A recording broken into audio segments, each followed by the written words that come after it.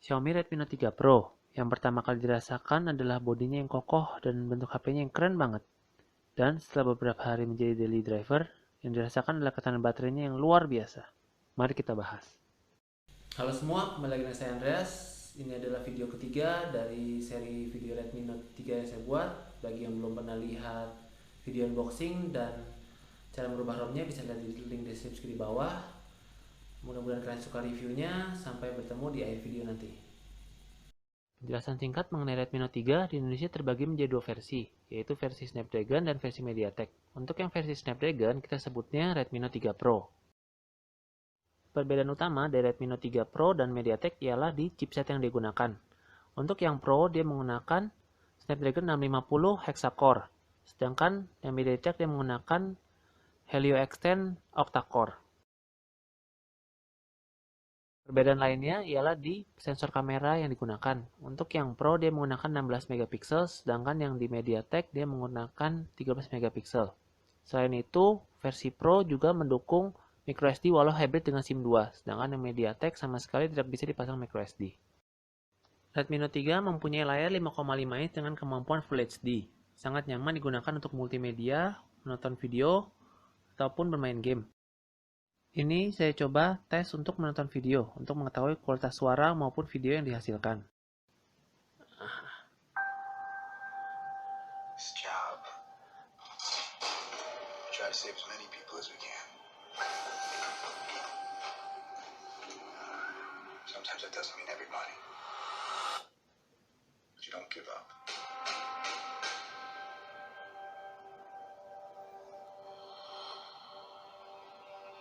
New York, Washington, D.C., Sokovia. Okay, that's enough. Captain. Layar sendiri sudah memiliki proteksi, tetapi saya tetap menggunakan tempered glass untuk jaga-jaga, karena handphone flagship pun layarnya tetap bisa baret. Jadi, membahas isi dari Redmi Note 3 Pro karena dia menggunakan Snapdragon 650, kegiatan multitasking sangat nyaman. Dan ini adalah hasil Antutu yang pernah saya coba. Nanti akan saya coba lagi untuk memberikan hasil aktualnya.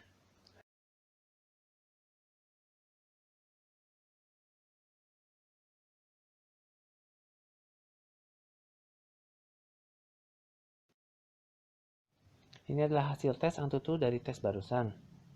Kalian bisa lihat hasilnya cukup besar, walaupun sepertinya 2 GB maupun 3 GB RAM tidak berpengaruh. Tetapi untuk kegiatan multitasking sangat berperan, karena dari hasil ini kalian bisa lihat RAM yang digunakan cukup besar. Karena menggunakan ROM MIUI, Redmi Note 3 Pro ini saat dinyalakan pertama kali hanya memiliki sisa RAM sebesar 1,7 hingga 1,8 GB. Saya sangat menyarankan kalian bila mau membeli Redmi Note 3 Pro, beli yang 3 GB RAM, karena sangat berpengaruh untuk multitasking dan pemakaian ke depannya. Tes selanjutnya ialah tes sensor. Saya menggunakan sensor box untuk pengetesan ini. Seperti yang kalian bisa lihat, Redmi Note 3 Pro memiliki sensor yang cukup lengkap. Sensor esensial hingga gyroscope lengkap pada Redmi Note 3 Pro ini, sehingga kalian bisa menggunakan Redmi Note 3 Pro ini untuk menonton maupun bermain game VR. Tidak lupa Redmi Note 3 Pro ini juga memiliki IR Blaster atau Infrared Blaster yang berguna untuk mengontrol TV maupun AC maupun elektronik lain yang support IR Blaster.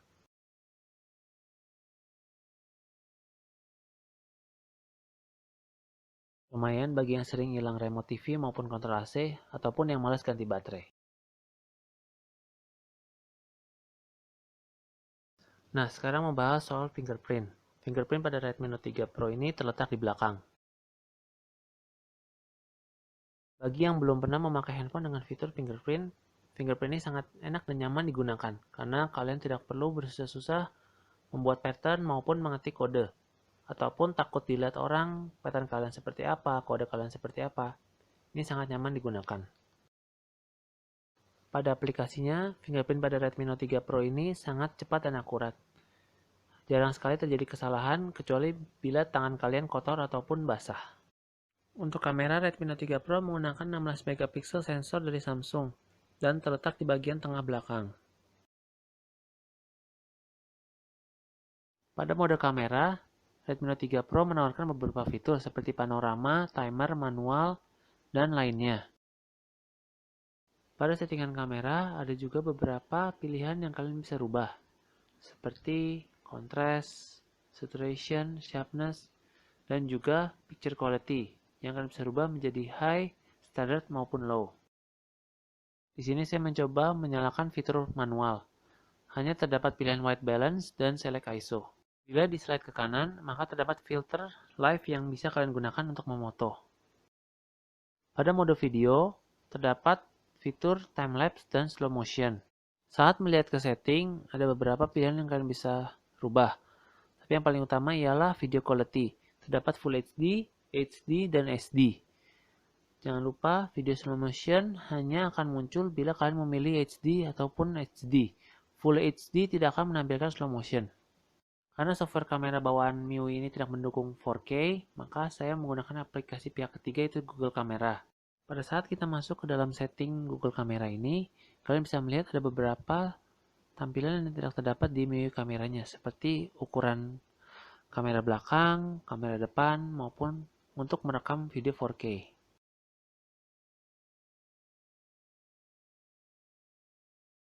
Ini saya akan mencoba untuk menampilkan interface dari front kamera software bawaan MIUI.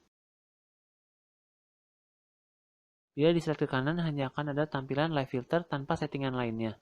Di sini hanya ada settingan beautify dan timer. Pada video sendiri tidak terdapat settingan apapun, jadi kalian tidak akan bisa merubah apa-apa selain dari memencet tombol shutter untuk memulai dan mengakhiri video. Bagian terakhir yang saya suka dari handphone ini adalah ketahanan baterainya. Jika kalian bisa lihat, terakhir saya isi itu 90%, pagi saya cabut, dan sampai sekarang baru berkurang sekitar 13%. Ini contoh hasil-hasil lain screenshot yang pernah saya simpan untuk dokumentasi hasil baterai dari Redmi Note 3 Pro ini. Kalian bisa lihat sendiri hasilnya. Dengan penggunaan sosial media, saya bisa menggunakan handphone ini hingga 8 jam screen on time dan bertahan hingga 1 sampai 1,5 hari. Sedangkan untuk gaming kurang lebih bisa di atas 6 jam screen on time. Untuk kekurangan sendiri dari handphone ini menurut saya adalah charge time-nya yang cukup lama. Dengan charger bawaan, kurang lebih dari 10% hingga 100% bisa memakan waktu 2 jam hingga 2,5 jam. Tidak adanya juga fitur NFC bagi yang membutuhkan, walaupun mungkin sekarang di Indonesia masih jarang yang memakai NFC.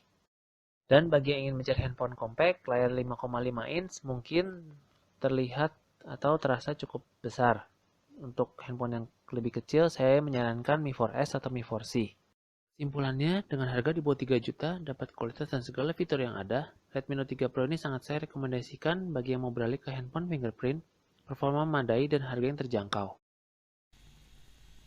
Sekian video review Redmi Note 3 Pro dari saya. Mohon maaf, videonya sangat-sangat sederhana sekali, tapi mudah-mudahan ada yang berguna yang bisa kalian lihat di video ini.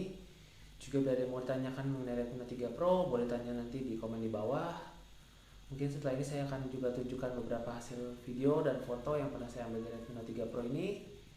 Mudah-mudahan kalian suka video reviewnya. Sampai bertemu di video selanjutnya. Terima kasih.